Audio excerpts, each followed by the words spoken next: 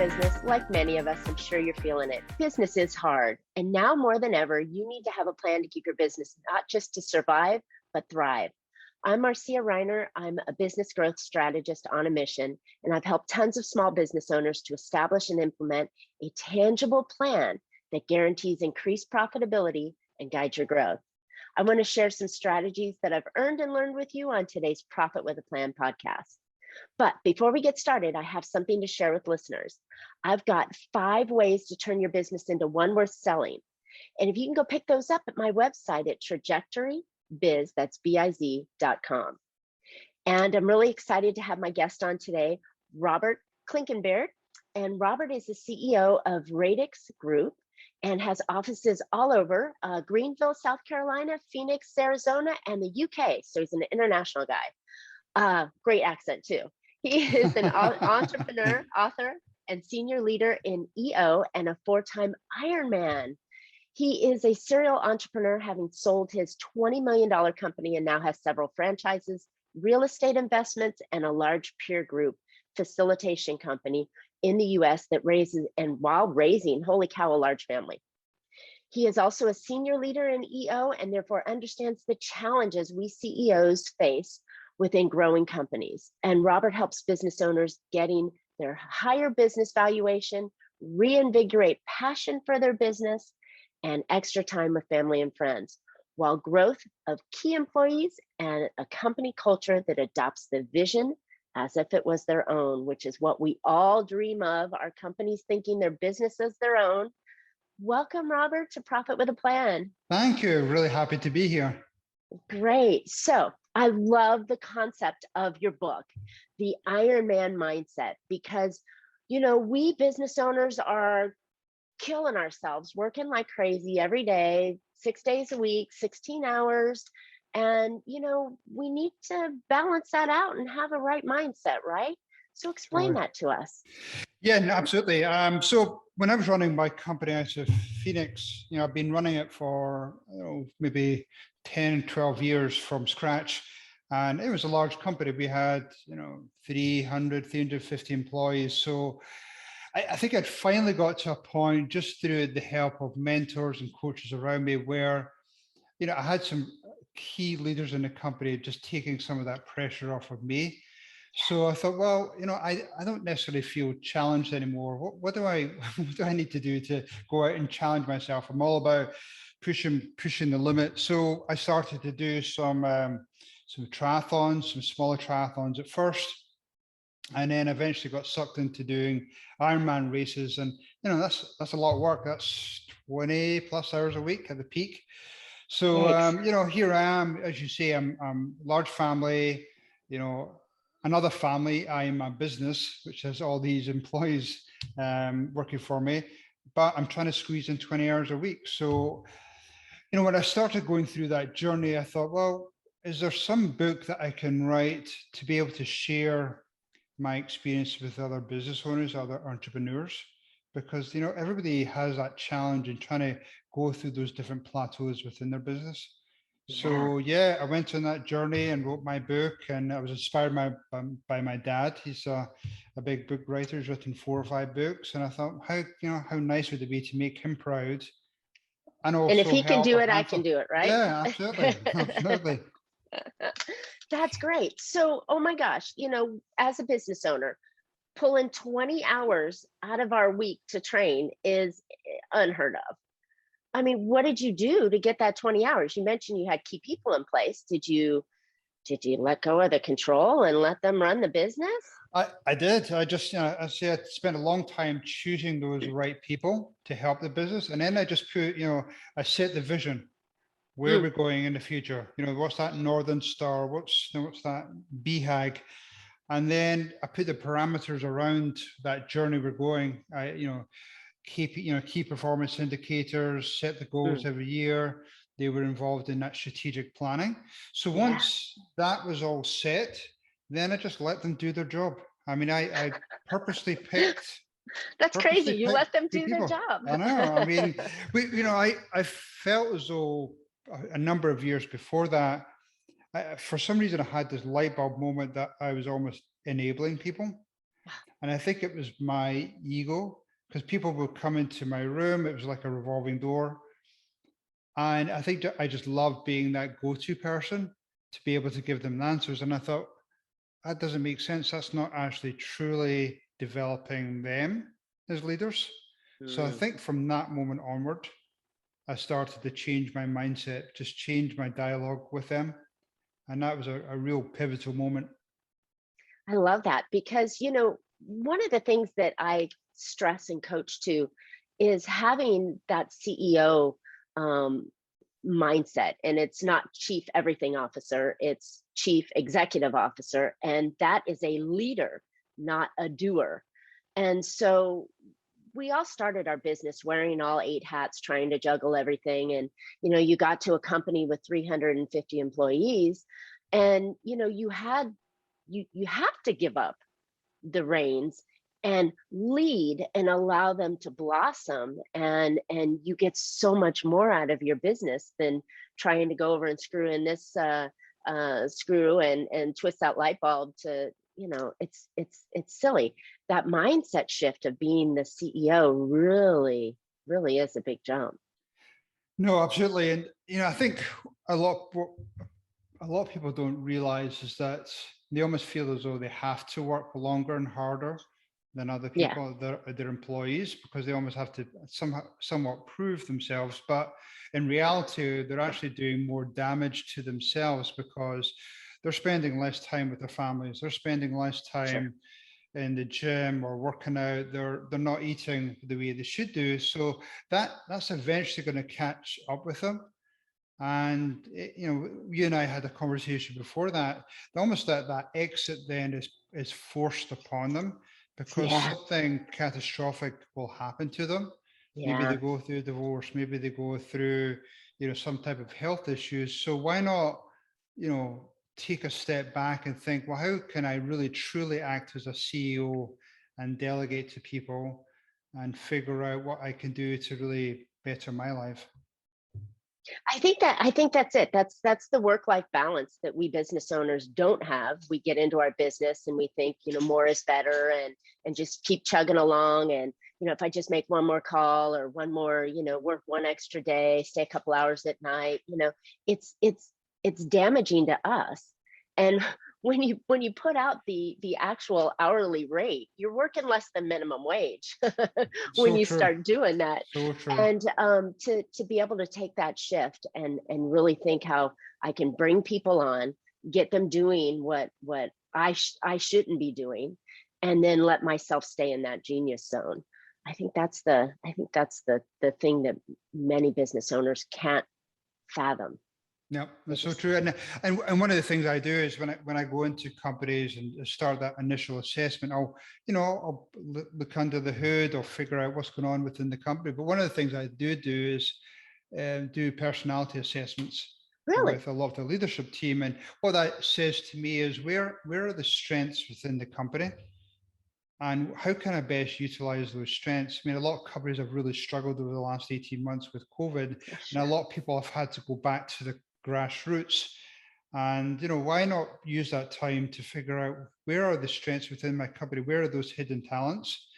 And, obviously one of the goals is to try and get the owner to be working more on the business rather than working in the business. So Yeah, where are their key strengths? Is it more in business development? Is it the finance? Is it more in operations? yeah. So by trying to identify that and then make sure that you have a real good team supporting where you're weak at. That's really important. Having what do they say? Your biggest asset in your business is your people, right? Totally. And to do a personality test to find out what is how do they react? How can we have a great relationship, working relationship, but how to get the most out of them, right? What did they say? I heard a report a little while ago that, most employee only work like 2.7 hours a day, because Right. they're screwing off and talking and Yeah. not being Yeah. efficient and, whatever, bathroom breaks, smoke breaks, whatever. But yeah, to really get them because they're your heart of your company, and to get them working at their best self, Hmm. And to do that, I never really thought of personality testing to utilize that skill. It was always the interpersonal skills of, communicating together, but that's a fantastic idea. Where did Yeah, where did no, that come from? I don't know, just something I experienced in my company. I think, unfortunately, later on in my business, we did that. There's so many tests out there between Culture Index and DISC and Kobe, but it was something I think it was almost a little bit of a light bulb moment between my partner and I, where we read each other's personality assessments and realized, oh, that's why that person's like that. That's why you that's why I you know that's keep why I doing thought they that. were maybe a little bit of an ass or something, but everybody has their own way of doing things. And so realizing that later in my business and now using it in my practice, where yes, I can learn about how best to communicate and how can we encourage communication within the company to best utilize that. What did you say, 2.5 hours a day? Or how Yes. can I utilize the skills within my company? Or do I break off 3 or 4 people that have unique skills and create a little pod to work on a specific project where their skills complement each other? So I think those assessments definitely help in just leveling up your company. I like that because, when you think about it, if you can get them doing more than that 2.7 hours a day, and you can get them to feel satisfied in their company, in their work, and reward them in ways that they appreciate those rewards, you can't find that out without that kind of analyzing, And I think that's how you get your company. You can there's a ceiling for what one person can do, but when you have a collective of people doing it, I mean, you can really move mountains Yeah. with the right people in the right place. So Not only fantastic.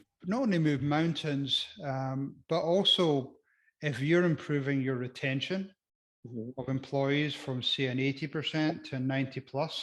I mean, Yeah. that's huge right there because, again, that cost of turnover can Yes. be as much as as employee's salary by the time you hire them, you onboard them, you train them, and then they leave a year or two later. So if you really get them to get engaged in the company, um, and keep the retention rate high. But then the other benefit of that, if you have a really good culture and really good work environment, Mm. typically they're going to refer other people into the company.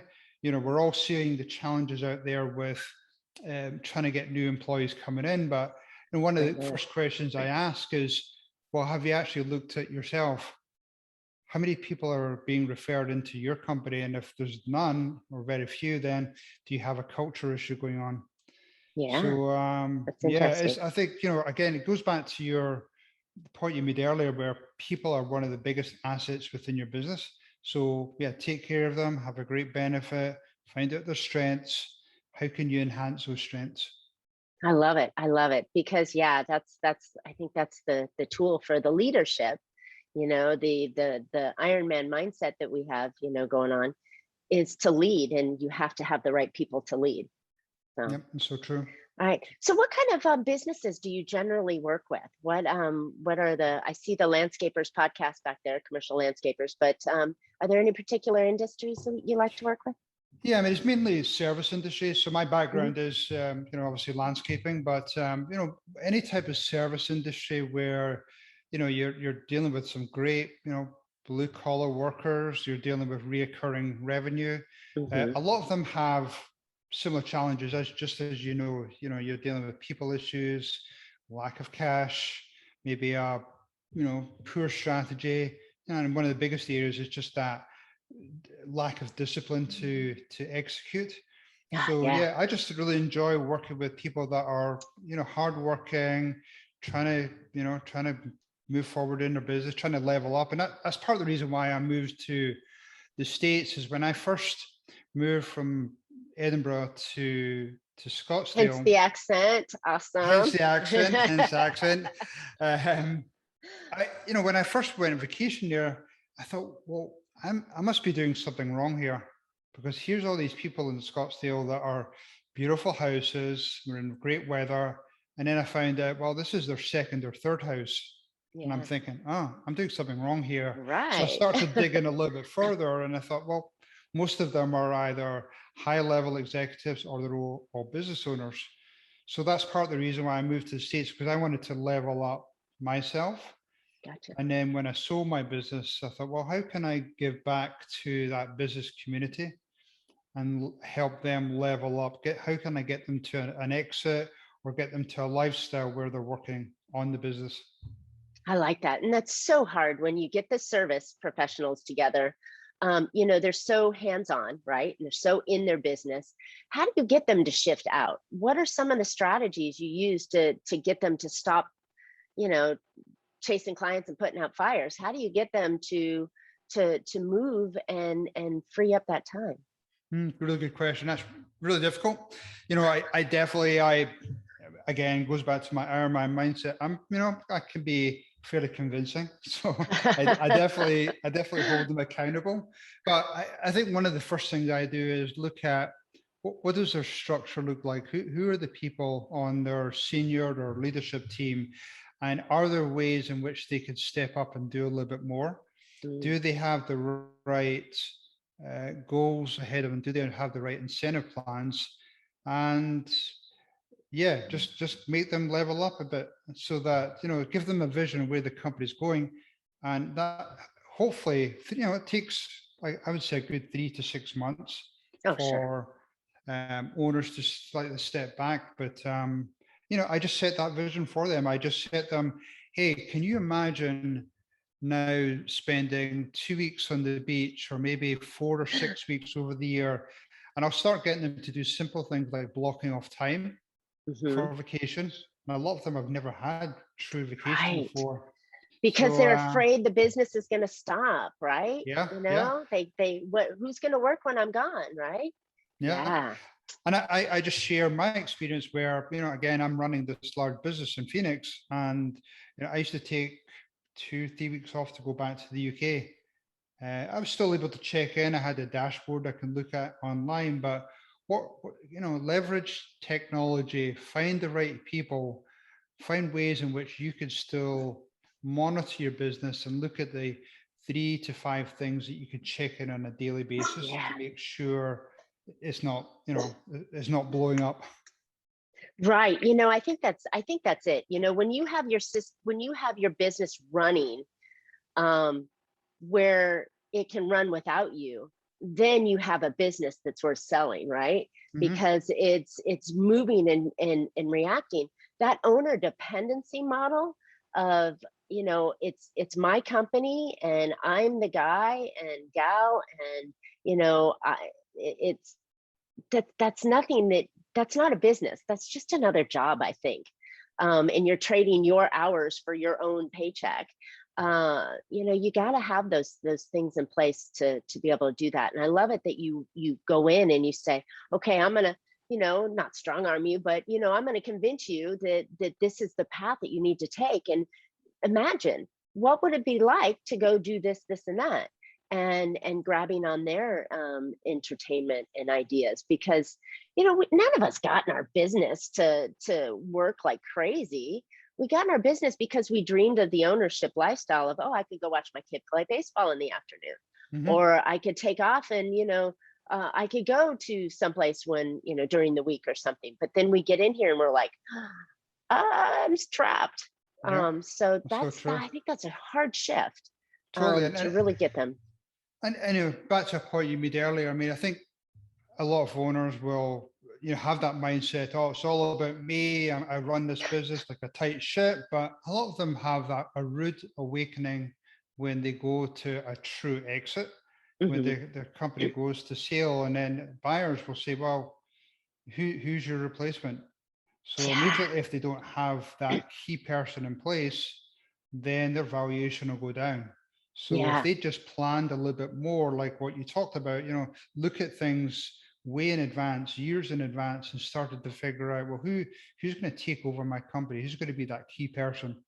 Yeah, that's really important. And it doesn't have to necessarily be a takeover, but who's gonna stay with the company when you leave, and keep the continuity going.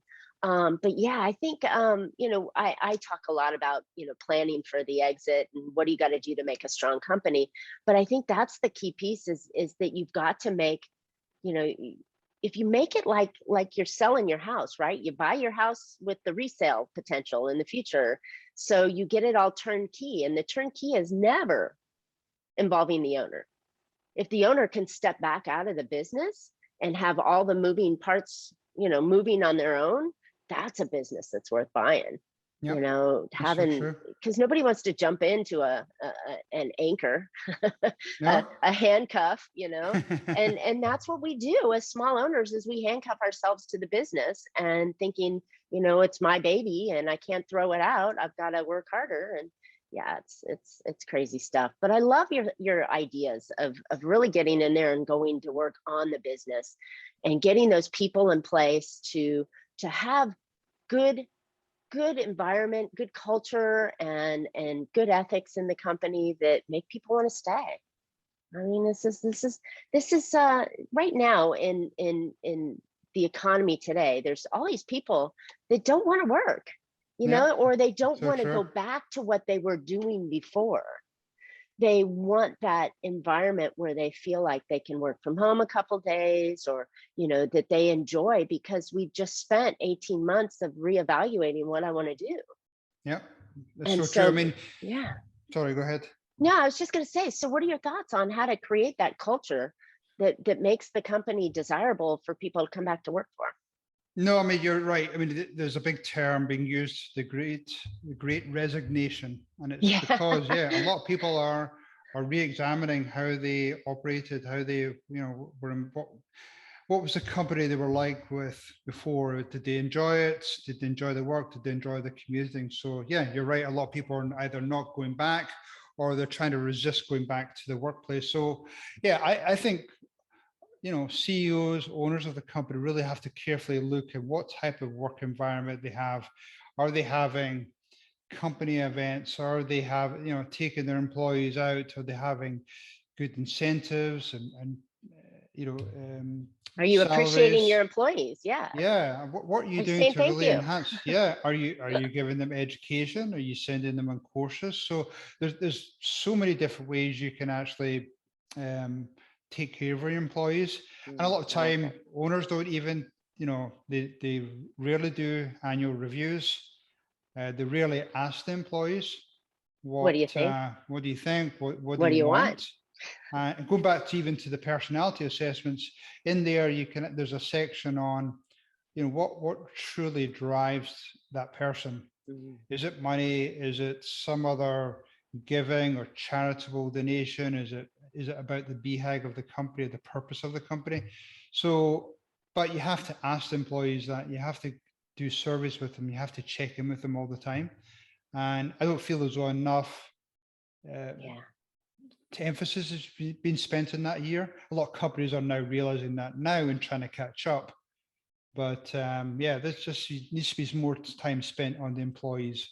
I agree, because like we said earlier, they're the lifeblood of your company, and they're going to take you. If you groom your employees right, they're going to take you to the next level. They're going to level you up for it. You're not going to level up. They're going to level up for you. Wow. Yeah. That's really powerful stuff, and definitely a different thought, especially with the smaller companies. They're not thinking that. They're thinking, how do I get the next client? How do I deal with the crap that's going on? They're not thinking forward and planning, and employees and mindset and, culture is planning, and it's creating that environment you want. I mean, why do we buy a certain car? Why do we have, Apple products or Android products? Because we have a status we want, but it's also a culture that we're looking for. And I think that's really important that we create that inside of our company. No, 100%. And when you actually think about it, if you're really taking care of your employees and providing that good culture, then that can work two ways. It can help to bring on new employees, so they're referring them into a really great company. Or if they're out there talking to their friends and saying, hey, I work for this great company, they do this. And that. So they could almost become another set of salespeople by just promoting the company. So Brand think a lot, awareness, yeah, brand awareness. I think a lot of people really miss the boat there. These are really great points. I didn't even put that together with the brand awareness that your employees can go out and brag about you, Yeah. right? Yeah. And when you're selling your company, or whenever you sell it, or how you're marketing your company. So there's a guy here in my area, Charles Antis, and he's a roofing company, large roofing company, but he's always doing community work, food drives, clothing, taking care of, they'll go repair a roof for a family that is in need or something like that. His brand is fantastic because of what he represents in his culture and his community. And I love looking at what he's doing and think that that's a brand in itself. You don't have to pay marketing or be on social media or do your ads. You do good, or you have your employees brag about you, and that gives you free advertising. Well, I love that. That's probably been a huge part of their success. I mean, they probably do good work as well, but if they're doing work within the community, I'm sure the people in the community are probably saying, hey, have you seen this person do this, this, and this? So yeah, I think that's huge. Yeah, great ideas. Great ideas here. So Robert, where can listeners find out more about you, your methods, your coaching, so they can build an Ironman company of their own? Yeah, absolutely. Well, thank you for that. So through my website, the Radix Group, RADIX, the Radix Group, LLC.com. So that's my primary website. You can find out about my coaching. I do a podcast, the Commercial Landscapers podcast, which covers landscaping, but also covers multiple different businesses. We have some great guests on that. And, LinkedIn is also a good place as well. I try and keep that up to date. So yeah, I'd love to hear from people. People can get me through my website, and I provide free chapters on my book, and they can read more about that Ironman mindset. So yeah, happy to hear from people. Love it. Love it. Yeah, this is a great way to really look at your business in a different way and gather your employees on and create that culture you're doing, because this is a business, right? And it should be about something that you value and enjoy yourself. So I love it. Cool. Love it. All right. Well, listeners, thanks for listening today. I hope you found an idea or two to put into your business that will help you be more profitable. Don't forget, now more than ever, it's important to build your own profit plan. So don't forget to pick up my 5 ways to turn your business into one worth selling right now. Go check it out on my website at trajectorybiz, that's biz.com. And Robert and I would love to hear your questions and comments on here. We will bounce back your responses. So please comment, and don't forget to subscribe to the show. As always, you can catch Profit with a Plan on any of your favorite podcast players, and we're looking forward to more great profitable information on next week's show. So until then, make your plans and profit with them. Thanks, Robert.